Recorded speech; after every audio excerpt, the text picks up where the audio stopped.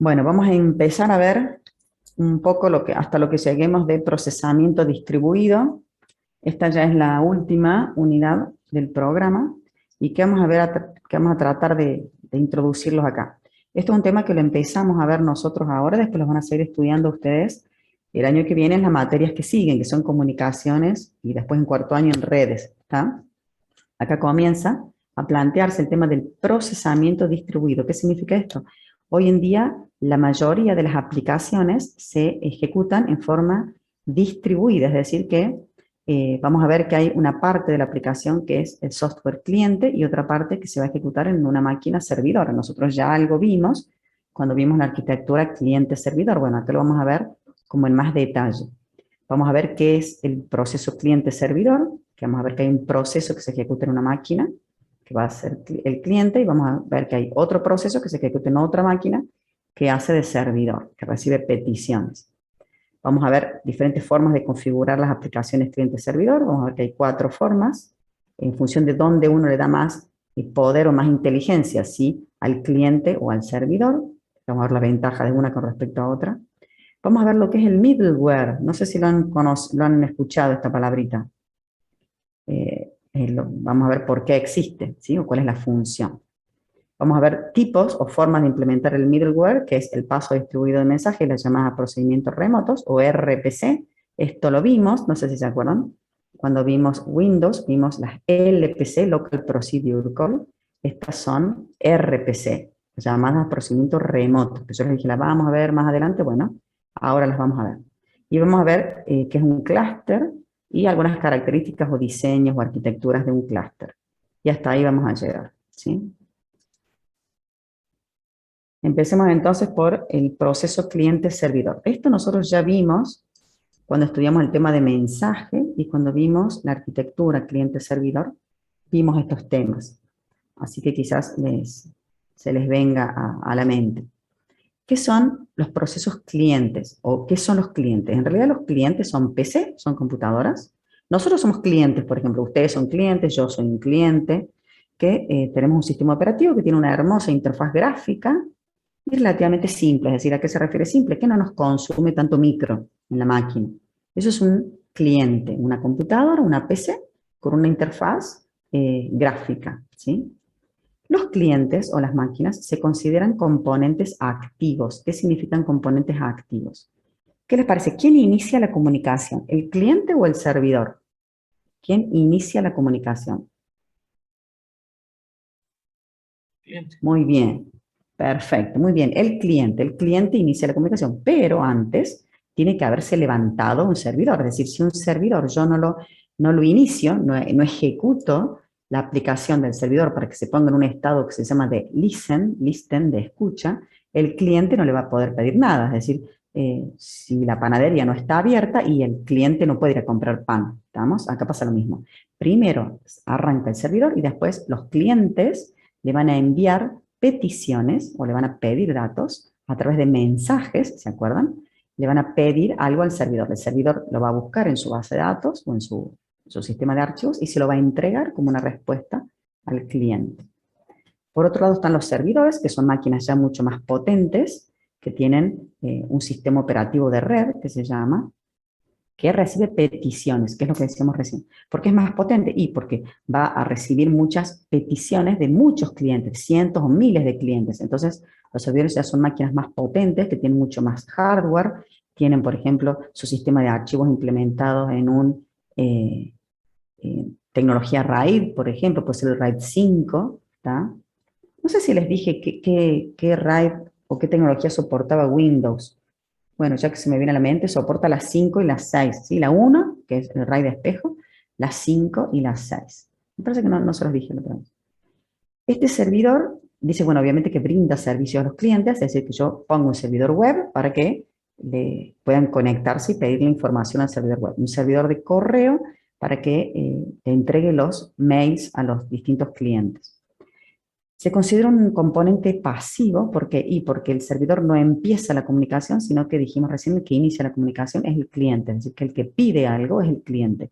Dame una página web, dame un correo electrónico, o cuando se conectan al servidor de la facultad, inscribime en esta materia, ¿tá? Para que puedan relacionarse clientes y servidores, ya vimos que hace falta una red, que es un conjunto de dispositivos que permiten que intercambien información clientes y servidores. ¿Qué puede haber una red? Pueden haber routers, switch, access point, todos esos dispositivos pueden haber en una red.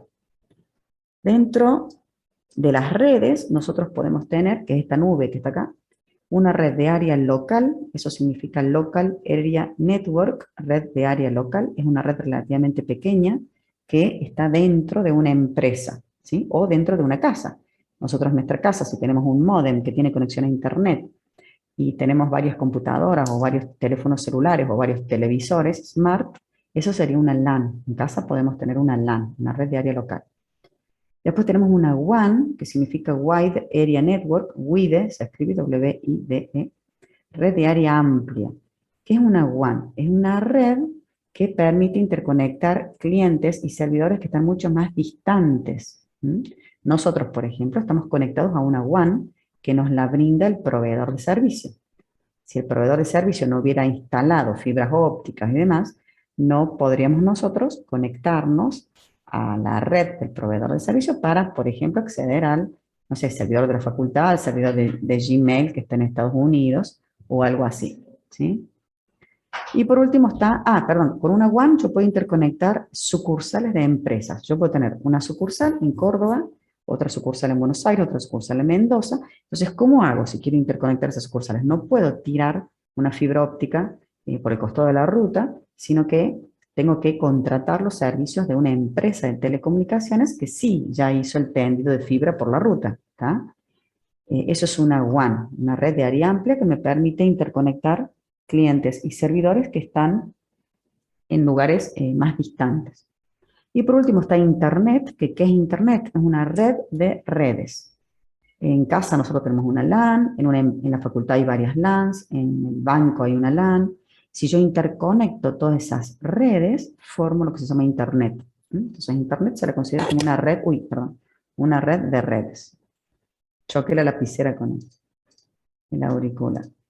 Bueno, me olvidé que acá están estos se consideran clientes, que son elementos o componentes activos, y acá están los servidores, que son los componentes pasivos, ¿sí? Que están esperando que los clientes le pidan algo a los servidores. Siempre acuérdense a través de mensajes. Características de lo que se llama el proceso cliente-servidor. En general, cuando uno desarrolla una aplicación, la tiene que hacer fácil, simple y sencilla para que el cliente realmente la use. Si yo hago una aplicación muy compleja, y el cliente no la va a usar, no se va a enganchar porque es demasiado compleja. ¿Estamos? Todo lo que sea cliente-servidor, ¿qué vamos a tener? Vuelvo a la diapositiva anterior. Vamos a tener uno o varios servidores que van a tener acceso a bases de datos. Base de datos, acuérdense que era un archivo muy grande que está en el disco rígido de estos servidores. Al tener servidores, nosotros tenemos centralizada la información, es decir que, por ejemplo, nuestras notas que nos sacamos en los parciales y exámenes y demás, están centralizadas en el servidor de la facultad, en el servidor web de la facultad. ¿Está? Entonces es mucho más fácil a la gente del centro de cómputo que administra ese servidor tener la información totalmente centralizada, es mucho más fácil. Y nosotros la consultamos desde Córdoba, desde Ushuaia, desde Jujuy, donde estemos, consultamos los datos hacia el servidor. Por eso es que acá yo les puse centralización de las bases de datos y gestión de la red. Todo lo que sea seguridad las va a implementar los responsables del centro de cómputo, que son los administradores de red, en el propio servidor, que es uno solo normalmente. El tema de la arquitectura o los procesos que yo les puse acá, cliente-servidor, es que me da la libertad de que yo tenga una máquina con un sistema operativo Linux, otra máquina con un sistema operativo Windows, otra máquina con Android, o sea, un celular con Android. Yo puedo tener diferentes componentes, tanto de hardware como de software, y sin embargo, interconectarse todos entre sí. Esa es la gran ventaja. ¿Por qué? Porque es independiente la conectividad entre cliente y servidor de las características técnicas o del sistema operativo que nosotros tenemos, ¿sí? Vamos a ver un poquito las aplicaciones cliente-servidor. ¿Qué significa aplicaciones cliente-servidor? Ustedes durante la carrera van a aprender a desarrollar aplicaciones, ¿sí? O sea, básicamente un ingeniero de sistema desarrolla y hace el análisis, diseño y demás de un sistema de información, pero después lo van a tener que programar para que ese sistema funcione correctamente. Entonces van a tener que desarrollar una aplicación, pero esa aplicación no se va a ejecutar toda en una sola máquina, sino que se va a ejecutar una partecita en la máquina del cliente y otra parte en la máquina servidor. Entonces van a tener que desarrollar, acá les puse distribuir el código que se ejecute en el cliente, en la máquina cliente, y el código que se va a ejecutar en la máquina servidor. ¿Eso qué ventajas me da de las aplicaciones cliente-servidor? Que ustedes van a desarrollar la aplicación totalmente independiente de sobre qué sistema operativo se va a ejecutar, ¿sí? De hecho, su aplicación debería correr sobre cualquier máquina, sobre cualquier hardware que se llame. Pero ahora, ¿cómo se va a interrelacionar esa aplicación que se va a ejecutar en una máquina cliente con la aplicación que se va a ejecutar en la máquina servidor? Gracias a un software que se llama, o una pila de protocolos de comunicaciones, en realidad se llama así software de comunicaciones, pero es una pila de protocolos, y la que se está usando se llama TCP/IP. No me acuerdo si lo vimos a esto. Toda la internet está montada en un software de comunicaciones que se llama TCP/IP. ¿Vieron que las máquinas tienen un número del estilo de, no sé si alguna vez lo vieron, pero por ejemplo mi máquina tiene un número que es 192.168.1.10, por ejemplo? ¿Ah? Entonces eso lo da este software que se llama protocolo IP.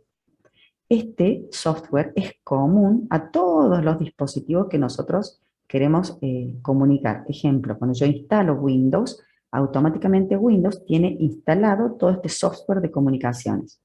Cuando uno instala Linux pasa lo mismo.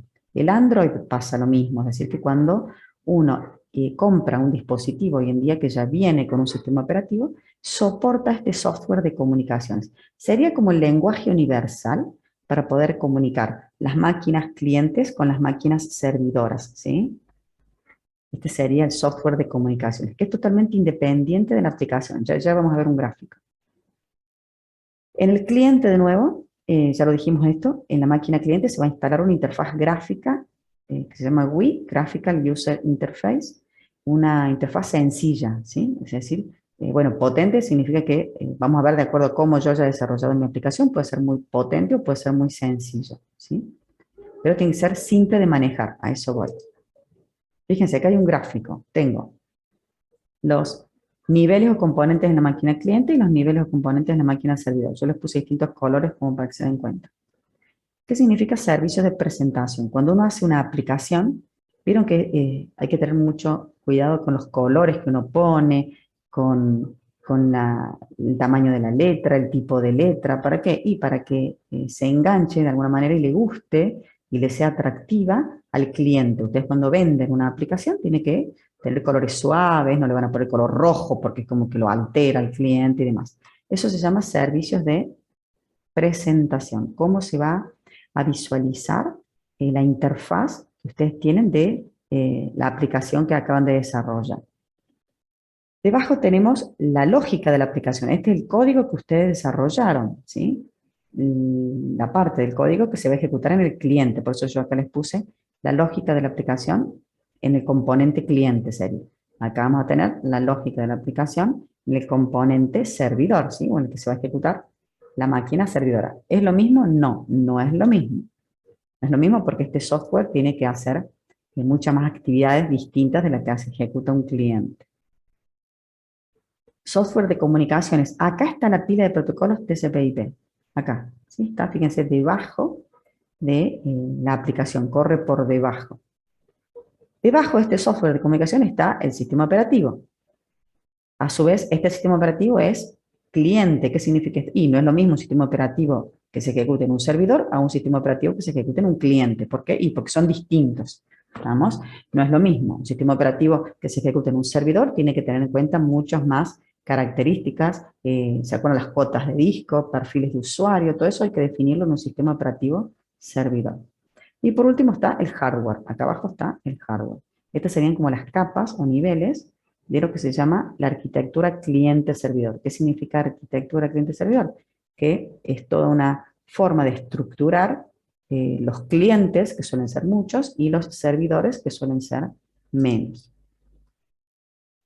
Desde la aplicación, ustedes van a mandar a pedirle algo. Por ejemplo, cada vez que se ejecuta el navegador le manda un get, que significa pedir, dame una página web. ¿Cómo le mandan esa petición del get? A través de un mensaje, tal cual lo estudiamos nosotros, ¿eh? Se va a poner el origen, que es este cliente, el destino, que es el servidor. Llega ese mensaje a través de la red al servidor, el servidor interpreta el mensaje, supongamos que sea una página web la que está pidiendo, busca en el disco la página web y le entrega la respuesta al cliente. ¿Qué hace el cliente? La aplicación del cliente va a recibir la respuesta y se la va a mostrar, se la va a visualizar en función de este software de presentación que se llama. A su vez, por debajo, para que se puedan comunicar, existe el software de comunicaciones, ¿sí? Que son protocolos básicamente. Por ejemplo, el protocolo IP que dijimos recién, que le asignaba números a las distintas computadoras. Algo que no les dije, acá se da lo de la comunicación en capas o niveles que nosotros habíamos visto cuando estudiamos entrada-salida. Estas capas o niveles se van comunicando de arriba hacia abajo, ¿sí? Entonces en el origen, que es el cliente, van pasando de acá a esta capa, de esta capa, la aplicación le pide al software de comunicación que envíe ese mensaje, se lo pasa al sistema operativo, el sistema operativo se lo lanza a la red, por ejemplo, a un cable, viajan los datos, y cuando llegan suben los bits por el hardware, los procesa el sistema operativo, después los procesa el software de comunicación y después se lo entrega a la aplicación, ¿sí? Acuérdense que siempre la comunicación es entre capas adyacentes. Esto que está acá, que dice le manda la petición, perfecto, se la manda, pero para poder mandársela, va bajando esa petición por todos los niveles, viaja por acá abajo, a nivel de hardware, a nivel de bits, y empieza a subir en el servidor, ¿sí? Así llega la petición. Cuando le manda la respuesta pasa lo mismo. En el servidor empieza a bajar la respuesta por todos estos niveles, viajan los bits hacia el cliente y en el cliente empiezan a subir por las distintas capas o niveles. Sí, Ezequiel, es algo parecido con el modelo OSI. El modelo OSI, como muchos otros modelos, como el TCP/IP, tiene capas o niveles, ¿sí? Si vos ya viste el modelo OSI es lo mismo. Acá son como capas o niveles. Lo que pasa es que acá no es el modelo OSI porque el modelo OSI es una forma de organizar este software de comunicaciones. Acá adentro estaría el modelo OSI que vos planteás.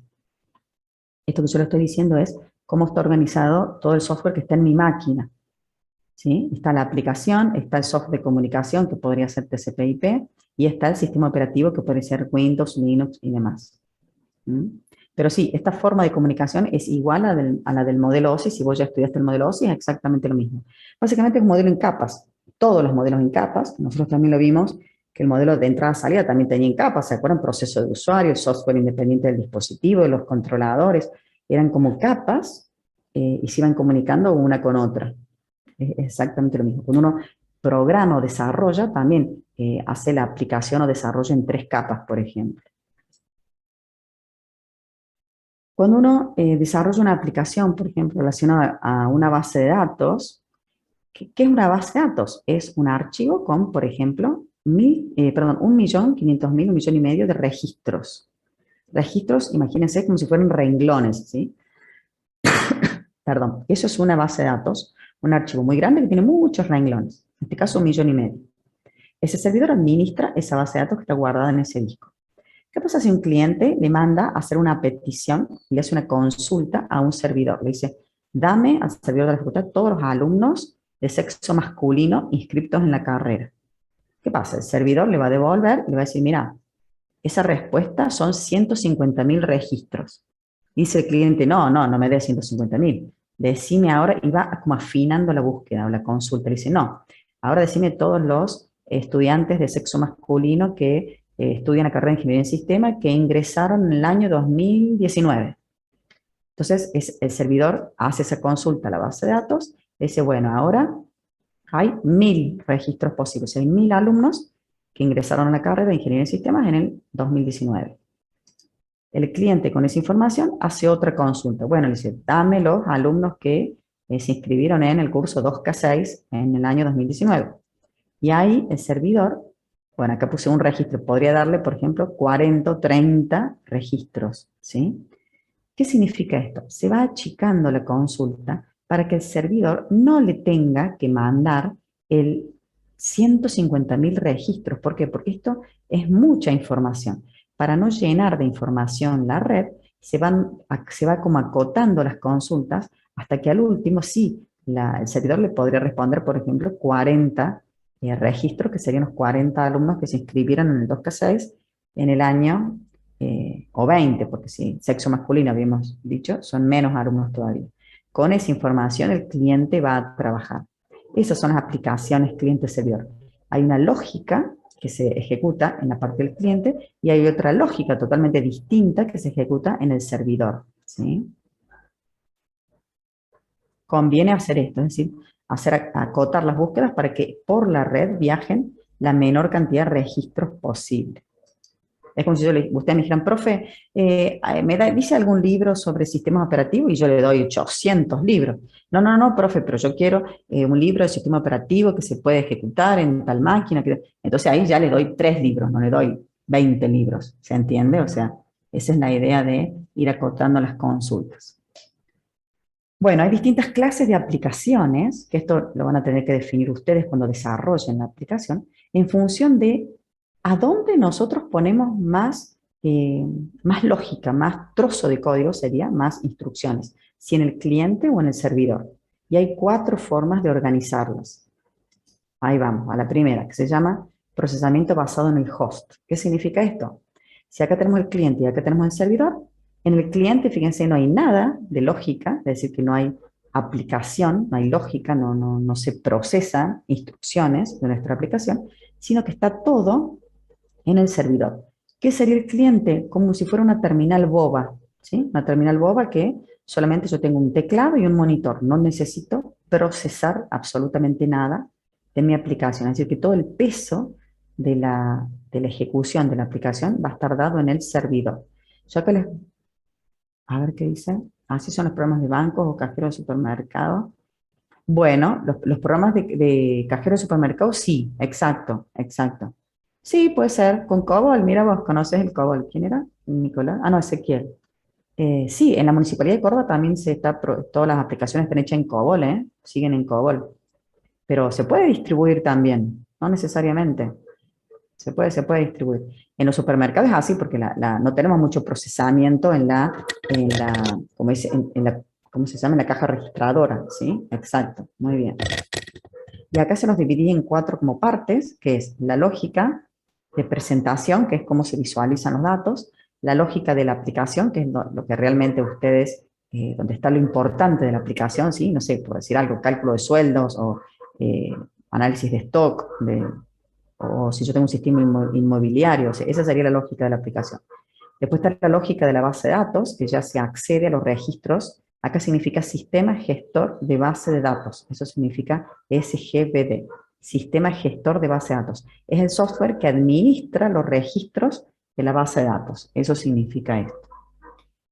A medida que vayamos viendo estas 4, acá, vamos a ir viendo cómo esa parte de la lógica de la aplicación o la lógica de la base de datos se va pasando al cliente o va quedando en el servidor, ¿sí? En el procesamiento basado en el host, todo se hace en el servidor. En el procesamiento basado en el servidor, se llama así, en el cliente solamente se pone la lógica de presentación, es decir, que yo podría tener máquinas que no sean tan robustas, no necesito máquinas tan potentes en cuanto a hardware, a eso me refiero. Fíjense, la lógica de la aplicación, la lógica de base de datos y el sistema gestor de base de datos sigue quedando en el servidor, es decir, a eso se le llama cliente liviano. ¿Qué significa cliente liviano? Que no necesito tener computadoras tan potentes. Entonces yo si mi empresa tengo computadoras viejas y me conviene organizar la aplicación o desarrollar la aplicación así, poner todo el procesamiento en el servidor, comprar un servidor bueno, de mucha capacidad, y los clientes, como son máquinas viejas, es livianito, o sea, no necesita tanta poder de cómputo en el cliente. En el procesamiento cooperativo se divide, es decir que voy a tener un poco de la lógica de la aplicación en el servidor y otro poco de la lógica de la aplicación en el cliente. Esto sería lo ideal porque yo distribuyo el cómputo o el poder de cómputo que se llama entre el cliente y el servidor, pero necesito que mi cliente sea tenga más hardware, como quien dice, ¿sí? Para poder procesar. Y por último tenemos el procesamiento basado en el cliente. ¿Qué significa esto? Yo le doy mucha información para que se ejecute en el cliente. Es decir, que le doy como mucha inteligencia al cliente. Eso se llama cliente pesado. Ahí ya sí tengo que tener máquinas en mi empresa que sean más potentes. A ver qué dice Gastón. ¿En qué se diferenciarían la lógica de aplicación entre el servidor y el cliente? Perfecto, muy bien. La lógica de la aplicación es por ejemplo, viste recién cuando pusimos el gráfico que iba trayendo de a poco las consultas. En ese caso, el servidor va procesando las consultas, va analizando y va filtrando, va buscando en la base de datos. A medida que va filtrando lo que le va pidiendo el cliente, lo va razonando y se lo va entregando. Acá tenés una lógica de la aplicación. Ahora, si vos ves acá, en el procesamiento basado en el cliente, la lógica de la aplicación está toda en el cliente, es decir, que todo se va a procesar en el cliente. Lo único que yo voy a dejar en el cliente y el servidor es la lógica de base de datos. Es decir, que se van a encontrar los registros en el servidor. Por ejemplo, recién si yo pedía la primera consulta y eran 150.000 registros, en este caso el servidor va a decir, toma los 150.000 registros, hacete cargo. Y va a ser la lógica de la aplicación la que va a ir analizando los registros y diciendo, filtrando, filtrando, filtrando, hasta que se quede solamente con los estudiantes de sexo masculino que ingresaron en el año 2019 y que se inscribieron en el 2K6. ¿Sí? A eso me refiero con la lógica de la aplicación. Serían las instrucciones que procesan los datos o registros que vos sacaste de la base de datos. Bien, entonces, acá fíjense, todo el procesamiento está en el cliente. Entonces, ¿se usa esto? Sí, se usa mucho. ¿Por qué? Porque así se hacen servidores más livianos. En este caso, todo el peso del procesamiento se le da a los clientes. La única desventaja es que yo voy a necesitar que en la empresa se invierta en computadoras potentes. ¿Por qué? Porque tienen que procesar mucha información, ¿estamos? Pero le quito procesamiento a los servidores, los hago más livianos, entonces los servidores pueden atender muchas más consultas. No sé si se entiende la idea. O sea, una cosa es el procesamiento basado, a ver, acá, en el servidor, donde toda la inteligencia y el poder de cómputo está en el servidor, pero obviamente necesito máquinas súper potentes y no van a poder atender tantos clientes. Y en cambio acá en el procesamiento basado en el cliente, todo el poder de cómputo de la aplicación está en el propio cliente y al servidor le pongo lo mínimo, ¿sí? Para que ese servidor, como ejecuta menos tareas, va a poder atender a muchísimos más clientes. Esa sería la idea. Como todo, tiene sus ventajas y sus desventajas. Lo ideal sería el cooperativo, pero es bastante difícil de mantener, así que lo más común es en el basado en el servidor o basado en el cliente, ¿sí? Y ahora tenemos algo que se llama arquitectura de cliente-servidor en 3 capas, que en lugar de tener solamente cliente y servidor, que era lo que habíamos visto hasta recién, cliente y servidores, vamos a tener 3 capas. Va a estar en un nivel el cliente, en otro nivel los servidores, tal cual nosotros los conocemos, y en el medio va a haber un servidor que se llama de capa central. Este servidor, ¿qué hace? Distribuye las peticiones. Por ejemplo, yo acá tengo 3 servidores, entonces el cliente hace una petición, este servidor de capa central va a analizar la petición y puede que para resolver esa petición le tenga que consultar a este servidor y a este servidor.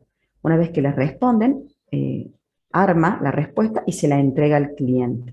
Es decir, que acá entre el cliente y el servidor hemos agregado otro servidor que se llama de capa central, que este va a ser siempre cliente, o sea, va a cumplir la función de cliente. Estos van a cumplir siempre la función de servidor y estos van a cumplir las dos funciones. Porque cuando el cliente le pide algo, este cumple la función de servidor. Ahora, cuando este servidor le pide algo a este servidor, este pasa a ser cliente y se comunica con este servidor. Le envía la respuesta y ahora este servidor le envía de nuevo la respuesta al cliente, ¿sí? En casi todos la forma de trabajar de Internet y demás es así, en 3 capas o niveles. A los servidores que están por detrás de este servidor de aplicación, que es el que se encarga de procesar todas las peticiones, se les llama servidores en segundo plano, ¿sí? O back-end, que están y que no se los ve a estos servidores. El cliente no alcanza a ver directamente estos servidores. Bueno, vamos a ver si podemos ver algo del middleware, y si no, hasta lo que lleguemos. ¿Qué pasa con el middleware? No sé si se acuerdan, a ver si tengo un dibujo. A ver, a ver, a ver.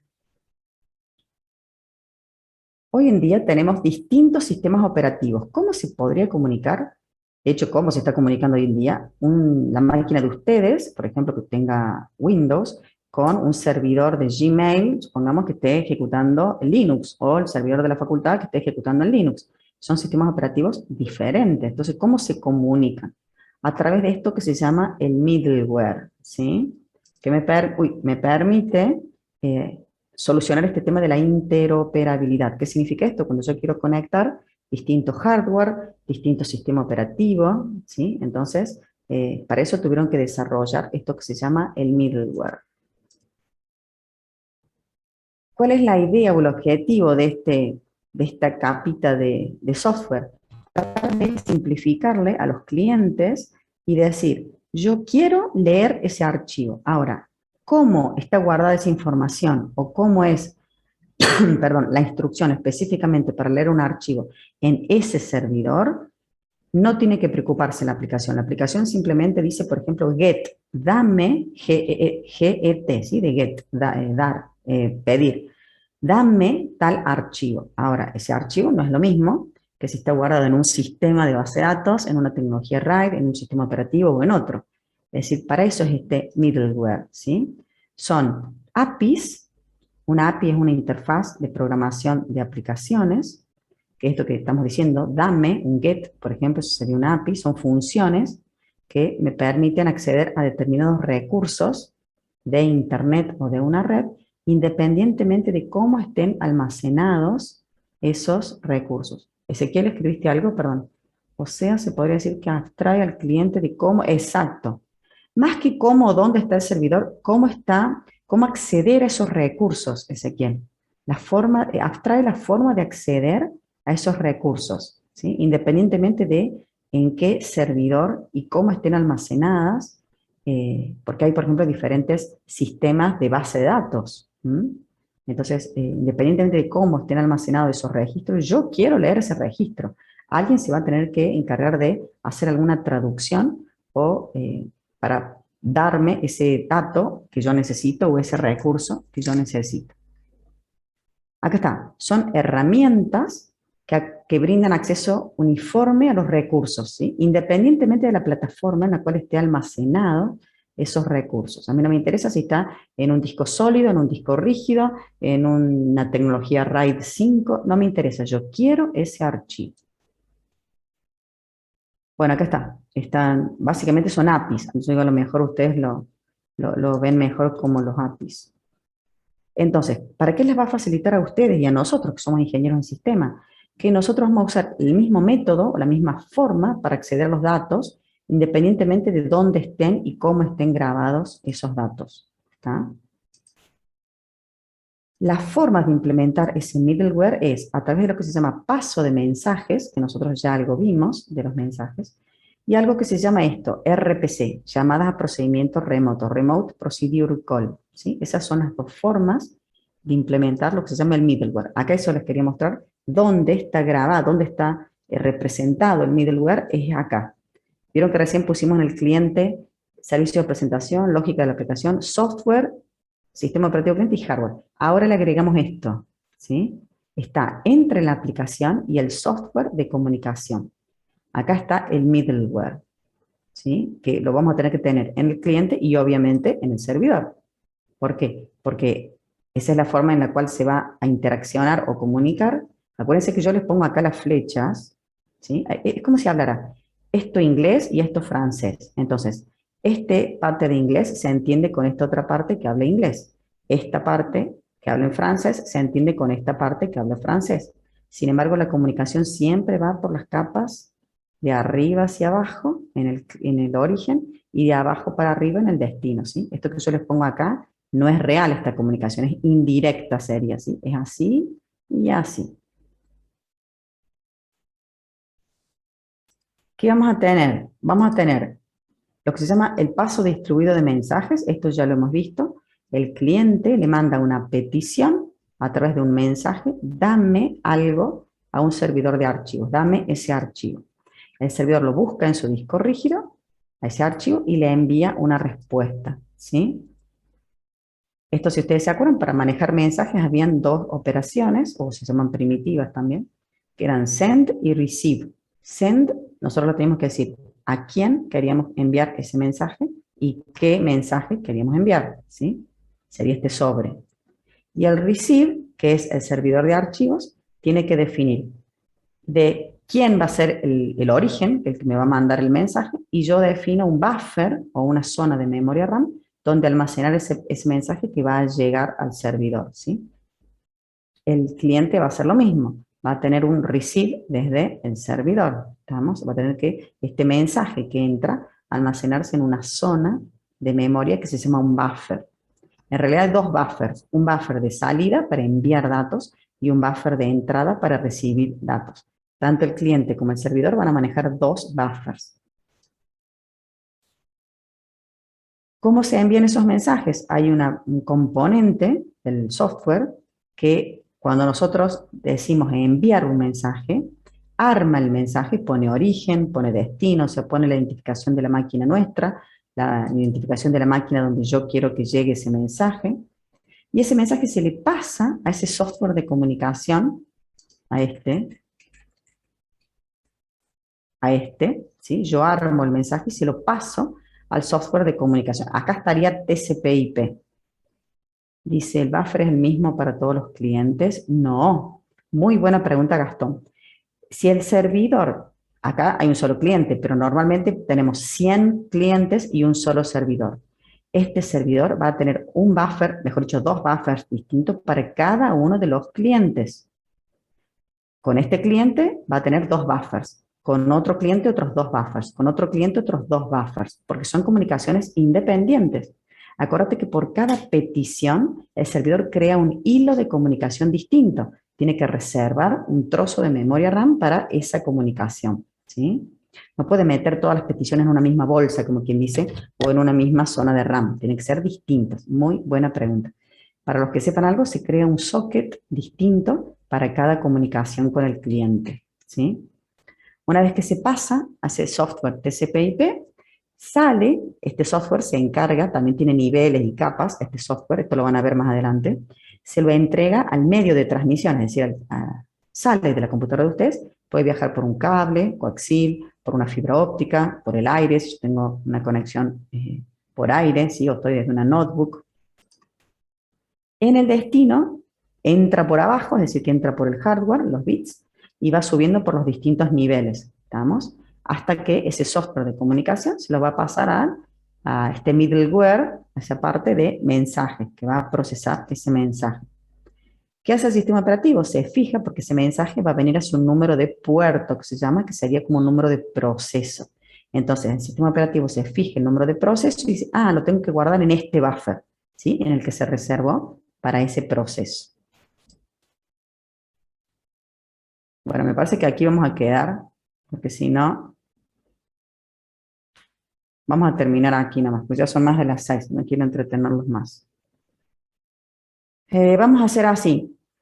Si ustedes quieren y tienen ganas y estudiaron, podemos juntarnos el viernes, no el viernes, el sábado a la mañana un rato y se sacan todas las dudas que tengan, ¿sí? Pero si estudiaron algo, no vengan, o sea, no nos juntemos nada más que para saludarnos, ¿está? Si pueden leer algo, entonces, y tienen dudas, nos juntamos y vamos viendo en función de lo que necesiten, vamos analizando vamos a quedar aquí, vamos analizando los temas que tengan dudas. No sé si les parece bien.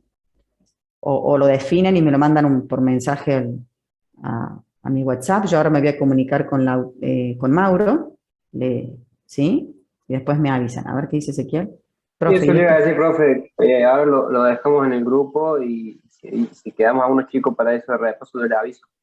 Bueno, bárbaro. Yo no organizo clases hasta que ustedes no me den el ok, ¿sí? Mándenmela, no sé, el jueves o el viernes. Así yo publico. Bueno, podemos usar el mismo link de siempre, pero les pongo un mensajito en aula virtual o en autogestión para que sepan.